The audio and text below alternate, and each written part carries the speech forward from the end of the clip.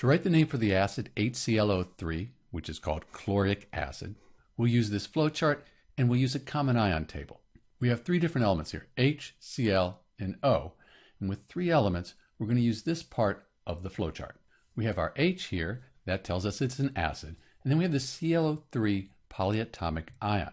When we have a polyatomic ion like this, we need to look it up on a common ion table. So it's going to be ClO3 minus, because the H has a +1 charge. So ClO3 minus, we look that up on the common ion table. And going down the table, I see ClO minus, Cl2, ClO3. It's called the chlorate ion. So the chlorate ion, we'll go back to our flowchart and we'll write chlorate.